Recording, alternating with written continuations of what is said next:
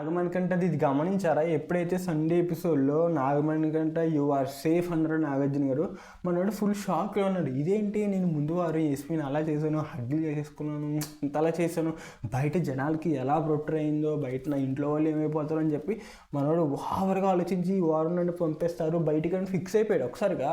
So మనోడు ఏమైందంటే you are safe అంటే, సార్ థ్యాంక్ యూ సార్, మిమ్మల్ని నమ్మలేకపోతున్నాడు, థ్యాంక్ యూ సార్ అన్నాడు. సో మనోడు అక్కడ కాన్ఫిడెంట్గా లేడు, ఏదైనా వస్తే తీసుకోలేకపోతున్నాడు. సో గేమ్ అయితే ఇంప్రూవ్ అవుతుంది, కానీ ఇలాంటి దెబ్బ తగిలినప్పుడు అయితే డౌన్ అవుతూ ఉంటున్నాడు. బట్ అది ఓకే, కానీ అది రిపీట్ అవ్వకుండా చూసుకోవాలి. ఎందుకంటే ఎస్పీ అలా చేసేందుకంటే మరి పృథ్వీ అయితే మరి ఎగరేసి కింద పడేసేందుకు పృథ్వీని ఎప్పుడో గెంటారు హౌస్లో నుంచి. బట్ పృథ్వీకి అలాగే ఏం జరగలేదు, అసలు ఏ పాయింట్ మాట్లాడలేదు నాగార్జున గారు. అసలు నాగార్జున గారు హోస్టింగ్ నాకు ఈ ఎపిసోడ్ అంటే ఈ థర్డ్ వీక్ జరిగిన సాటర్డే సండే ఎపిసోడ్ కూడా నాకైతే నచ్చలా. చాలా అంటే చాలా చిరాగ్గా ఉండే, ఏది లేదు అసలు. ఏదో కొంతమంది లిస్ట్ తీసి కొంతమంది వాంటెడ్గా టార్గెట్ చేశారు. అందులో నాగమణి కంటే కూడా ఒకడు పృథ్వీ కానీ విష్ణుప్రియన్ కానీ ఏమనలే, ఏదో పతివ్రతకి ఏదో మాట నూరుకున్నాడు. ఇంకా పృథ్వీని అయితే ఎఫర్ట్స్ యూజ్ చేసినందుకు మళ్ళీ చెప్తున్నా, మళ్ళీ ఈసారి ఇంట్లోంచి గెంటేస్తానని చెప్పి చాలా సింపుల్గా కుట్టినట్టు అలా అయితే చెప్పారు. సో అది కూడా నచ్చలే నాకు.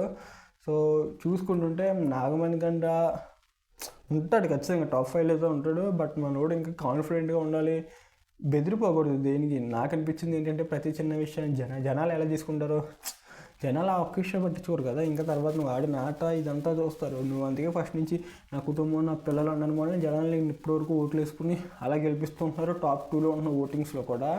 సో ఇది నాగమణి కంట నాకు అనిపించింది. ఎందుకంటే ఎలిమినేషన్ నుంచి సేఫ్ అంటే అక్కడ చేయాలనిపించింది. ఎందుకో మీకు ఎలా అనిపించిందో కూడా కింద కామెంట్ చేసేయండి. Thank you for watching.